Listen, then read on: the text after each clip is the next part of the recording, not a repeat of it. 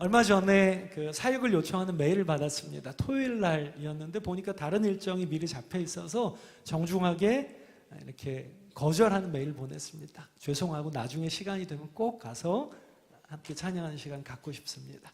근데 다음 날 한 5페이지가 넘는 긴 메일이 왔습니다. 내용도 아주 구구절절한 내용이었습니다. 경기도 어느 농촌 지역에 고등학교 선생님이셨는데 기독교 학교가 아니었습니다. 근데 너무나 하나님 사랑하는 선생님이셨고 어떻게 하면 자기가 가르치는 고등학생들한테 복음을 전할까? 근데 예수 믿어라 해도 애들이 반응이 없으니까 지혜를 구하다가 악기를 가르쳐 주겠다고. 사실 음악 잘하시는 분이 아닌데 하나하나 배워가지고 자기 박봉을 털어서 악기 좋은 거 아니지만 다 사가지고 하나하나 배워가지고 그런 분한테 악기 배우면 사실 별로. 어쨌든 그 아이들한테 그렇게 미끼를 던져서 악기 배우러 왔다가 말문이 통하고 좀 공감대가 생기고 나면 기회가 됐다 싶으면 복음을 전한 그런 정말 귀한 선생님이셨는데 그 농촌 지역의 자기 반 아이들 중에 75%가 요즘은 뭐 결손 가정 이런 말 안 쓰죠. 한부모 가정 혹은 조손 가정, 할머니 할아버지하고만 사는 아이들 비율이 깜짝 놀랐습니다. 75% 정도 된다는 거예요.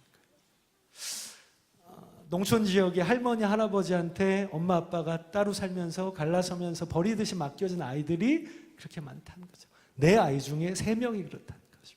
아이들이 자존감이 너무 낮고 걸핏하면 자살을 기도하는데 도시처럼 높은 아파트나 빌딩이 없으니까 쉬운 방법 찾는 게 농약을 마시고 이렇게 다 타들어가면서 너무 불쌍하게 세상을 떠난다는 거예요.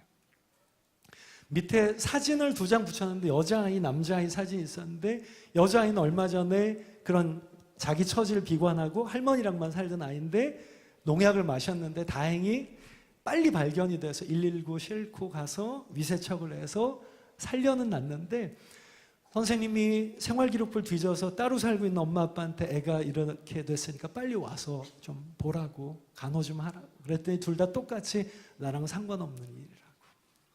그 아이가 깨어나서 이 소식을 들으면 또 나쁜 생각할 것 같아서 선생님이 그 아이 병상을 떠나지 않고 일주일 동안 간호를 해서 살려놨다는 거예요. 그러니까 아직 예수님 모르는데 선생님 그 사랑이 감사해서 이 모임에 나오기 시작했는데 아직은 예수님은 모른다. 그런 여자아이 하나. 남자아이는 고2짜리 아이인데 아빠 돌아가셨고 엄마랑만 사는 아이인데 엄마가 암 말기 진단을 받고 학교에 와서 선생님 손을 붙잡고 이제 얼마 안 남았는데 떠나고 나면 아이들 돌봐줄 사람이 아무도 없고 아무리 생각해봐도 선생님밖에 없어서 큰 거 바라지 않고 아이들 20살 될 때까지만 한 달에 몇 번씩 전화라도 아이들 빗나가지 않도록 아이들 좀 돌봐주셨으면 좋겠다고. 이런 아이들이 반에 너무 많은데 안 되는 거 다른 일정이 있어서 안 되는 상황 알지만 와서 15분도 좋고 20분도 좋고 그 아이들에게 하나님 사랑을, 하나님 아버지의 사랑을 좀 나눠줬으면 좋겠다. 그런 메일 받고 안 갈 수가 없어서 원래 잡혀있던 사실 이 분당에 있는 어느 교회 청년부 집회였는데 양해를 구하고 미리 와서 리허설 하는 건 그냥 다 포기하고 먼저 그쪽에 가서 열심히 찬양하고 물론 아이들 반응 별로 없었습니다.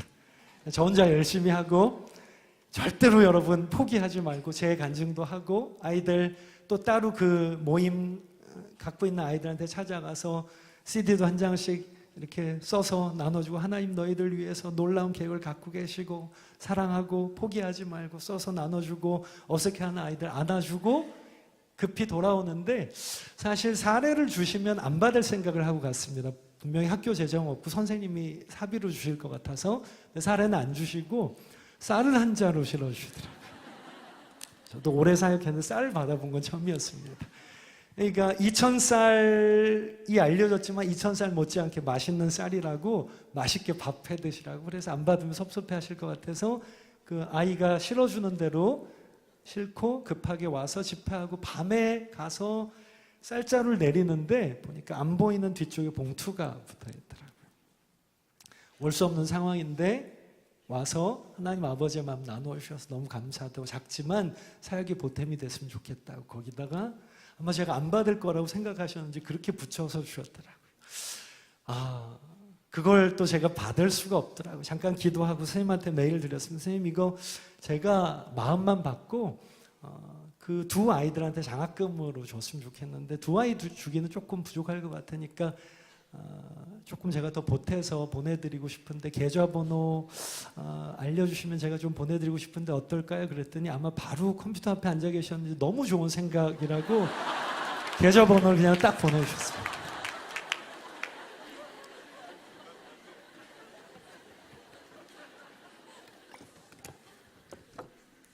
그래도 쌀은 남았습니다. 일주일 후에 마지막 메일이 왔는데 두 아이한테 이렇게 장학금을 주고 싶었는데 성적이 너무 좋아서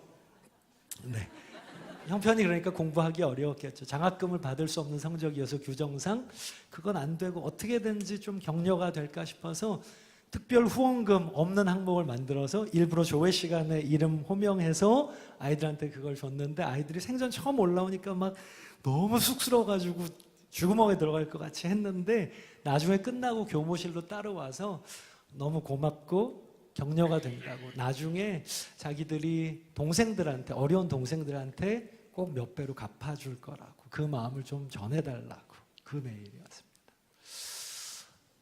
참 너무 행복했고 제가 이거 갖고 썼던 것보다 수십 배 아마 수백 배 더 행복했던 것 같습니다.